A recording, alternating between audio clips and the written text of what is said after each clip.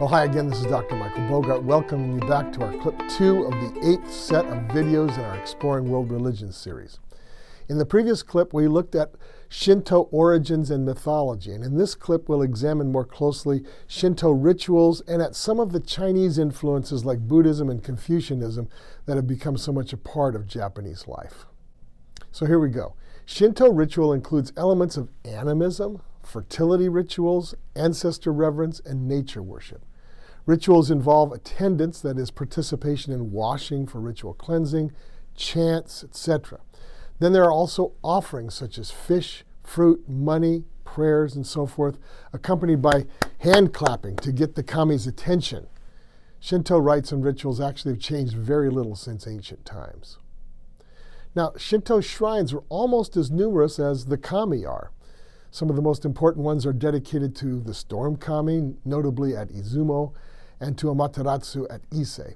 For example, shrines are often simple buildings of wood with a single room, and the shrine compound is usually surrounded by some kind of fence and entered through a gateway called a torii.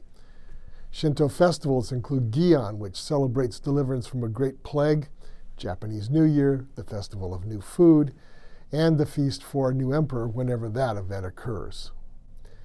Well, in some ways, Shinto is a lot like other folk religions in other lands, and yet it stands as unique as well in its widespread adherence all across Japan, as well as in its survival into the modern technical world with such vigor.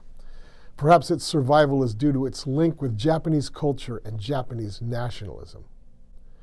Okay, let's switch gears a bit and focus on Japanese Buddhism. Buddhism arrived in Japan from Korea around 550 AD. At first it was not welcomed and was even persecuted, but within 100 years or so of its arrival, it had become established and was growing.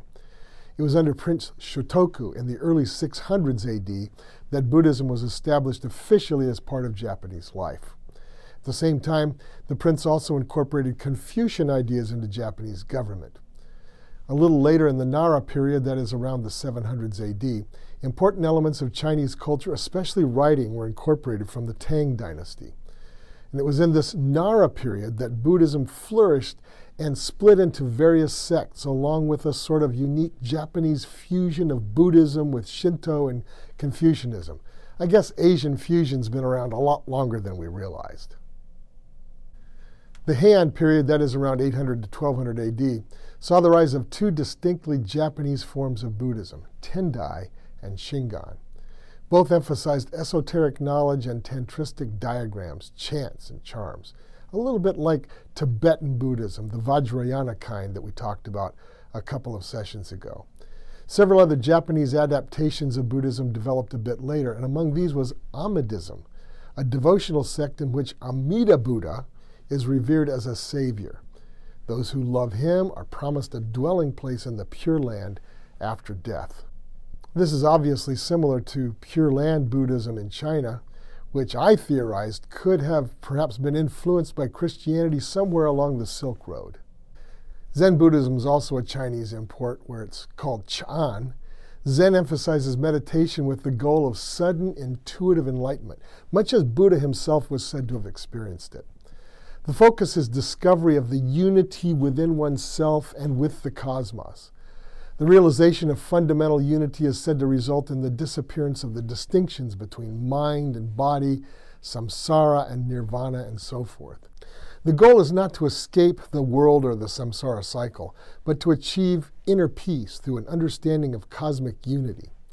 This understanding is called satori, and satori is described as a direct and thrilling experience of the basic unifying principle that underlies everything.